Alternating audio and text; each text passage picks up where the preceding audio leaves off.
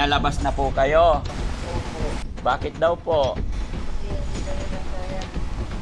Hindi dahil sa OP ko. Kawawa talaga pag mahirap na no? Pag mahirap, pinagpapasapasahan. Ano po? May sakit po kayo, kaya po kayo nasa ospital eh. Kaya lang, ang masama, pinagpalipat-lipat kayo.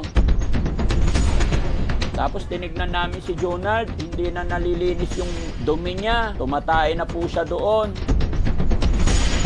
Tapos si Jackie pa yung babae? Bakit pati si Jackie nakakadina na rin po? Nagwawala siya.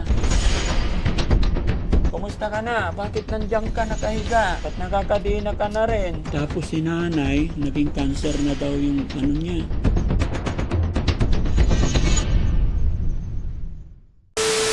So yun, mga kababayan, mga kabarangay.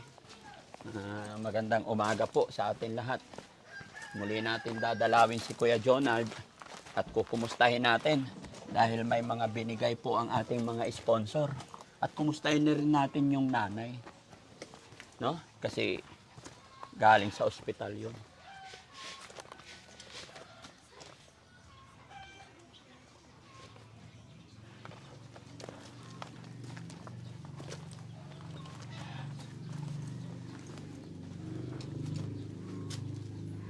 Nakahubot-hubad namin. Hindi na siya naalagaan. No?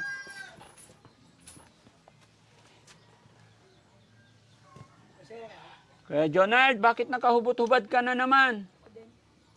Ha? Wala. Ubos na yung buhok mo ah. Ha? Ay, yung tae niya, napag-apakan niya na. Mag-short ka? Ha? Wala kang short? Ay, hindi na naalagaan to. Paano na kaya? Asan ang short mo? Ba't di ka mag-short? Huwag mo apakan yung tae mo para hindi mabaho. Ha? Asan ang nanay niya? Nandyan? Ha? Yan mga kababayan. Ito yung kapatid din yung babae. Pero nakakadena na rin? Bakit daw? Niyayakap daw ng malalaki. Niyayakap. Pasok tayo. Nay, pasok po kami. Saan si nanay?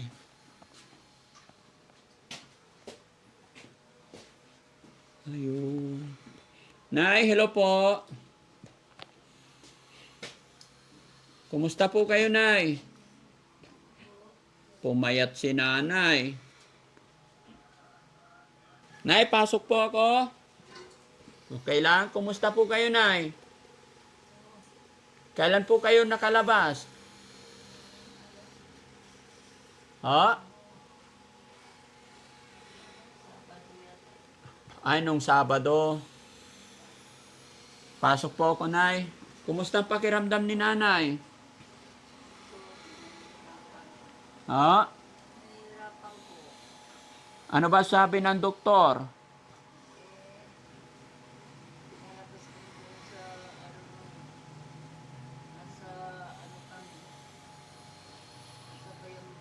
Pinalabas na po kayo. Bakit daw po? Kasi hindi talaga kaya. Hindi dahil sa OP ko. Pinadala kami sa bundok. Pinalipat kayo sa Binlok. O, nakalipat po kayo doon. Anong sabi naman sa Binlok? Pinadala naman kami doon sa Roland. Sa? Doon sa isang hospital. Galing kayo ng Bayambang. Pinalipat kayo ng Binlok. Pagdating sa Binlok, pinalipat na naman kayo doon sa kabilang ospital. Pagdating sa kabilang ospital, ano nangyari po? Pinano po ako, sabi niya magpaano daw sa OP. Doon sa malaking hospital. Nang ano po,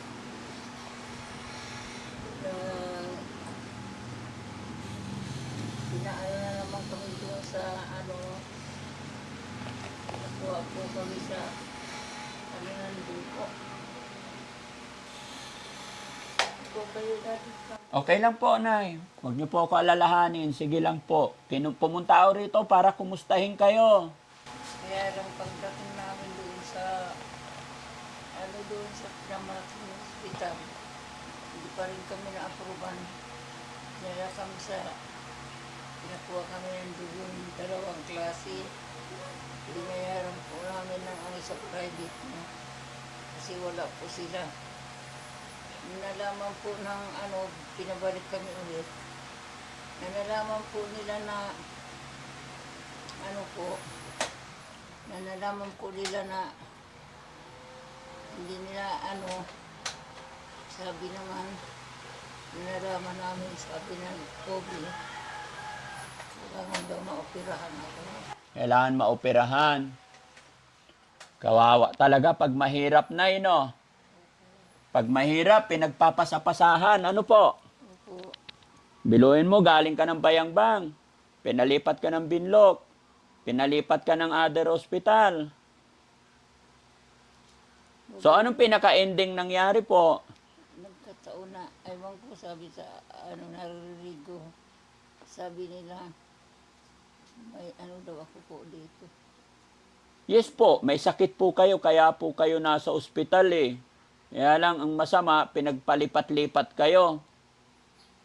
Tapos nang na-aproban na nila, sabi nila, pumasok daw sa cancer. Pumasok na sa cancer. Nung unang kita ko sa inyo, Nay, mataba pa kayo.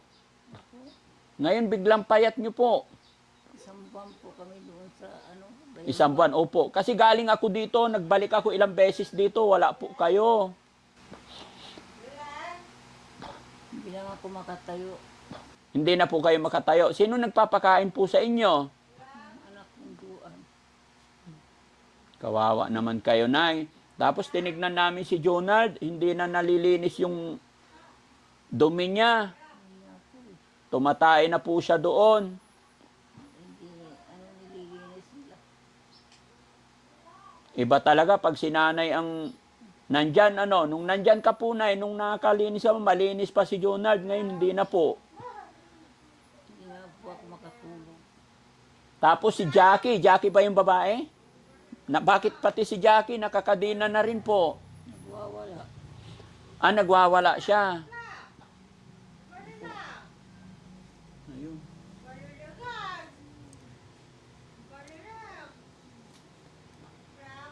Hindi kaya nagugutuman din siya, kaya nagwawala, Nay? Minsan sabi ko sa mga anak ko, almusal niyo kahit tinapay. Pagdating na pakainin niyo. Opo, Kasi nagugutuman yan. nagugutuman. Tignan ko po si Jackie, Nay. Balikan po kita. Yun mga kababayan, nakakaawa yung sitwasyon ng pamilyang ito. Paano kaya ang gagawin natin? No? Jackie, kumusta ka na? Bakit nandiyan ka nakahiga? Ba't nakakadina ka na rin? Nakakadina na rin siya mga kababayan. Teka lang. Hindi. Sino nagtali sa'yo? Ate Joan, Si Ate Joan. Ba't ka tinali?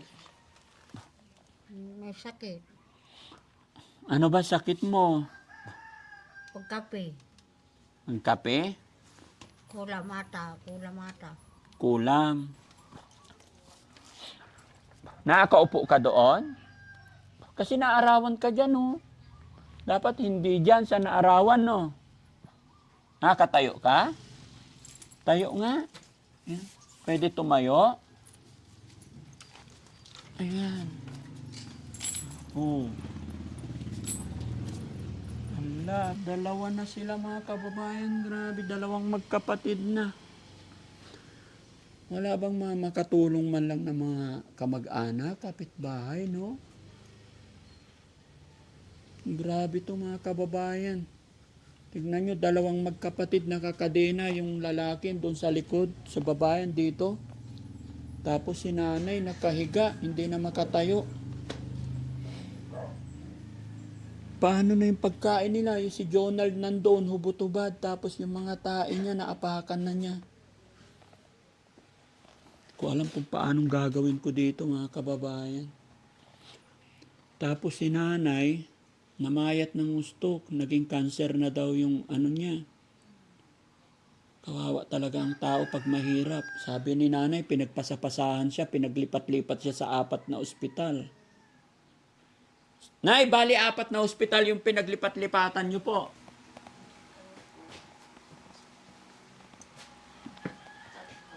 Tatlo, kasi galing Bayangbang. Binlog, tama, 3. Oh, tapos Bayangbang, Binlog, tapos isang ospital ulit. O pagdating, anong sinabi sa inyo? Doon ka na check up. Tapos ng check up, anong final nila?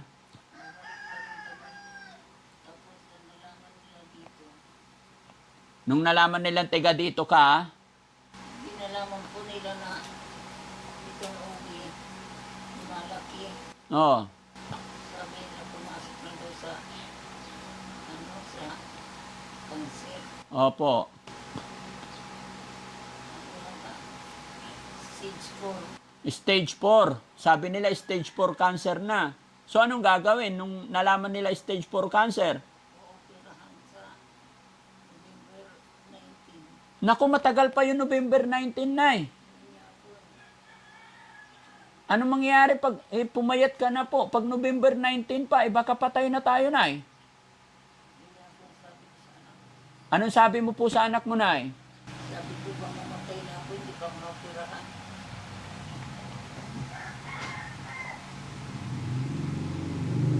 Dapat dalhin ka po ng anak mo na sa ibang ospital, wag hintayin yung November. Anong petsa ng November? November 19. Kawawa talaga mga kababayan pag mahirap, no? Sige na, pray lang tayo, no? Kuya Rizky, pahiram yung libro.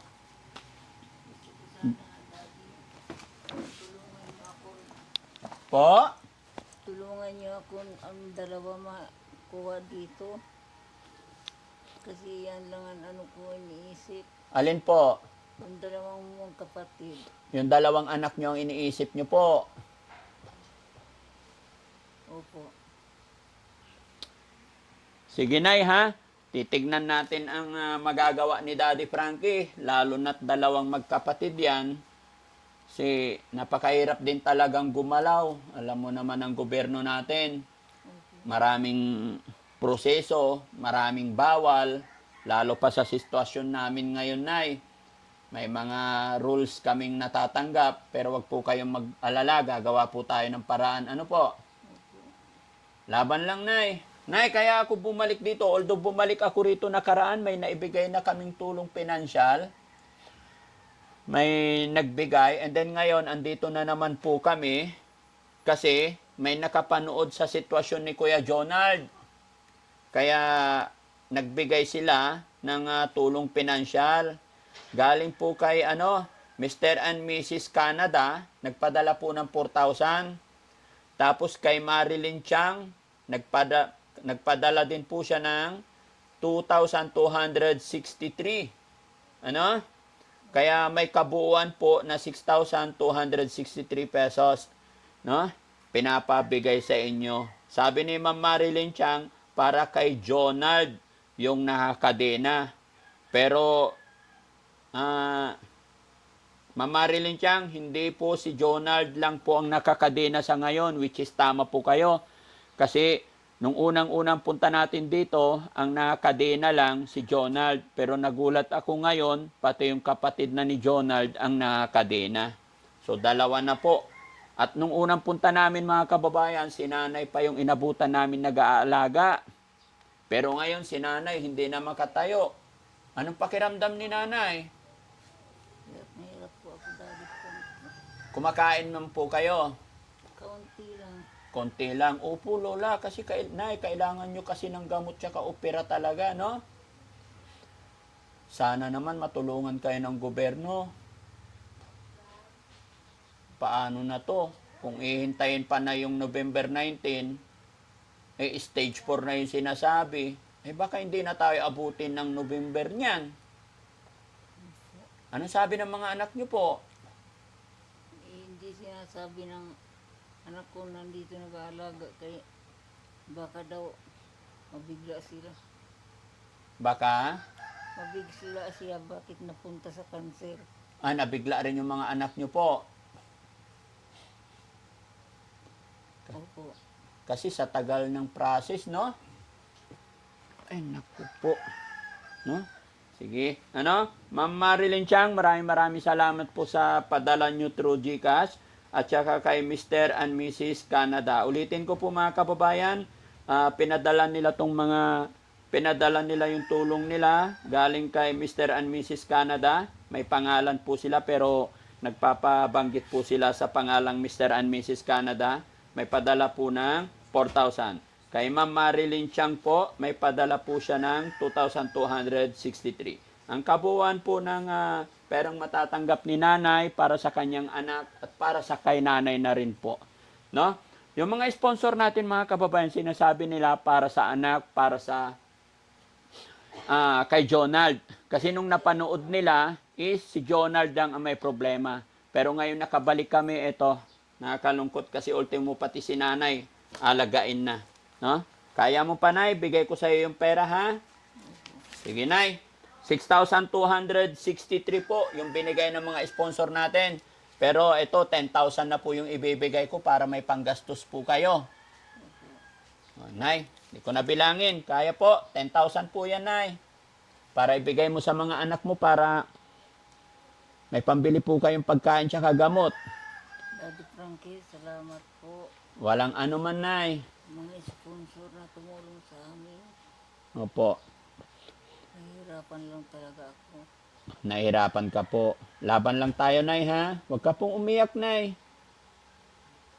Kaya natin to, magdasal po tayo. Lagi natin tatandaan, Nay.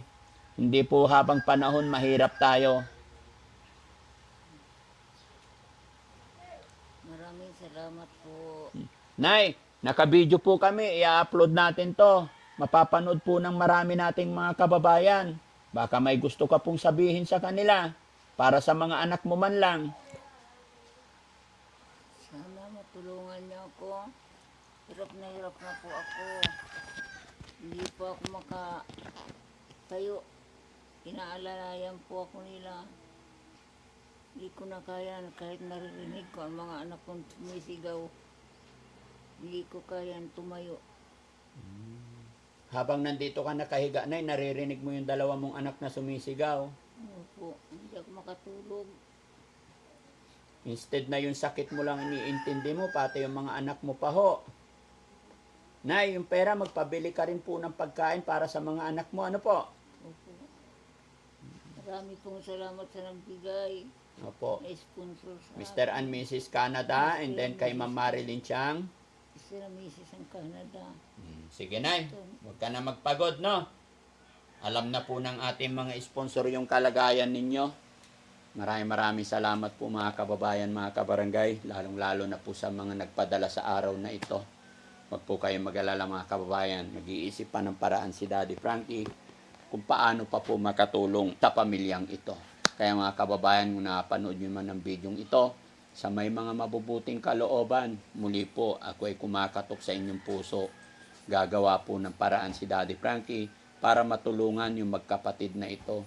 Lalo na po ngayon, dalawa na yung nakakadena tapos ganitong sitwasyon ni nanay. Pero problema talaga kasi pag ipagamot yung magkapatid na yan, kailangan po talaga may representative. Si nanay wala na pong asawa.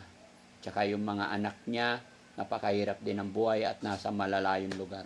Kaya ayon kay nanay, instead na yung sakit lang niya ang iniintindi niya, dumagdag pa yung kalagayan ng dalawa niyang anak. Habang siya ay nakaratay dito, naririnig niya yung dalawa niyang anak na nagsisigaw, nagugutuman. Sana i-bless sila ni Lord.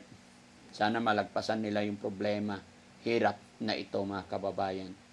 At muli po, sa mga may mabubuting kalooban, sana tulungan po natin sila. Naglalagay po ako ng GCash number dyan mga kababayan. Sa mga may extra po, kahit pa 5 piso makaragdag po. Pambili ng pagkain ng mga anak. Muli po mga kababayan, salamat po lalong-lalo na sa mga nag-sponsor natin today. Mag-iingat po kayo sa mga scammer, mga kababayan. Muli po si Daddy Frankie, wala pong inuutusan ibang tao. Kung mayroon kayong pagmamahal, tulong iaabot sa pamilyang ito, nandyan po ang GCash number, under of my name, Frankie Bugarin lang po. Maraming salamat, magandang gabi, magandang umaga, magandang tanghali. Mabuhay po tayong lahat mga kababayan. God bless po. Sige na, hindi na namin masyadong abalain ikaw kasi alam kong pagod ka. Andyan yung anak mo po, naghihintay para i-assist po kayo. Pabili na lang po kayo ng pagkain nyo. Ano po?